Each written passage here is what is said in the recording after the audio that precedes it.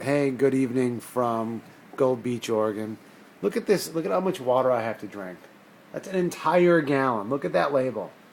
1 gallon, right?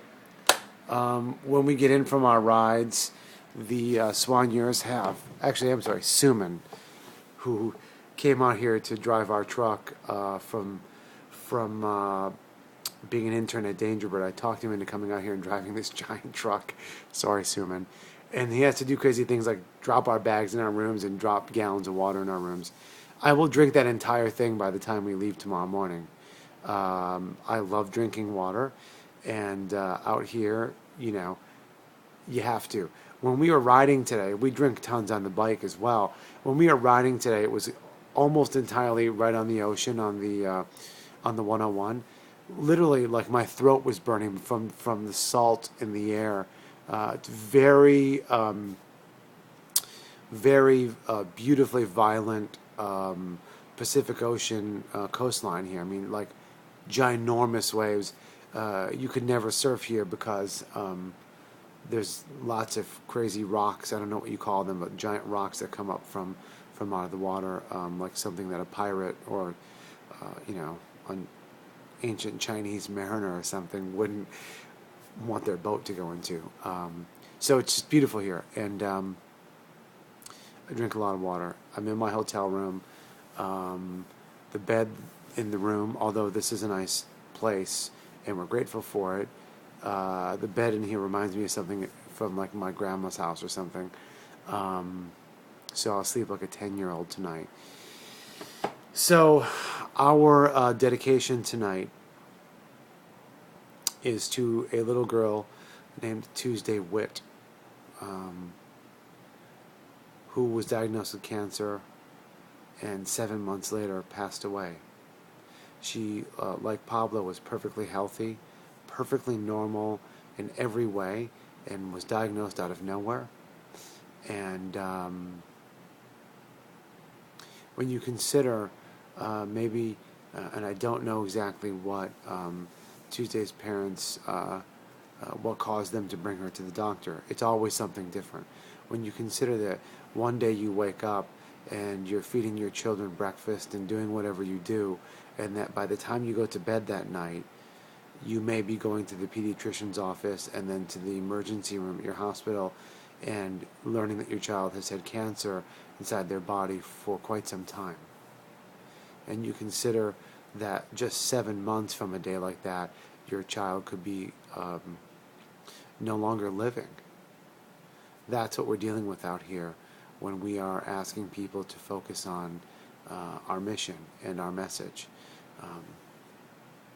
I was able to meet Tuesday's mom, Jessica, and her brother Spencer in Milwaukee when we had our Pablove benefit concert there in January. All of a sudden they were just there. It was like 1,000 people at this beautiful old venue, and all of a sudden somebody comes up to me and they said, Jessica Whitt is here from Colorado, Tuesday's mom. And we connected and we had a great time. They came backstage and hung out, and Spencer was just an amazing little dude, was really working the room. And I really enjoyed connecting with them. There's, like I've been saying in a lot of these videos, there are a lot of things that two cancer parents don't have to say to one another. They just know. To take that a step higher, two parents who have lost children to cancer basically don't even have to speak to one another. We have this common energy that even if we have nothing else in common, we have this thing in common. The Whitts are from Colorado. After Tuesday passed away, they got into an RV and as a family went all around the country from one place to another. Jessica is a fantastic photographer, and her blog is filled with photography.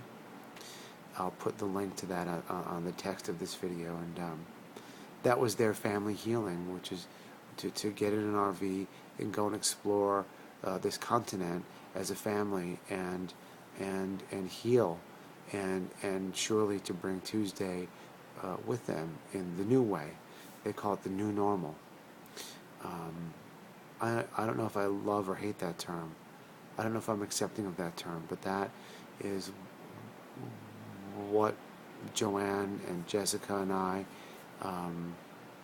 and all of the parents around who've lost children have to face, the new normal. I'm choosing to take part of my new normal out here on two wheels tonight as we hold little Tuesday Whitt in our hearts. I ask you to strongly consider the Pablove Foundation's mission and commitment to funding pediatric cancer research and advances in treatment, and to child life activities, art, reading, play, music, the things that allow a child with cancer to still be a child. So with that, I wish you a good night, and we'll see you in the morning.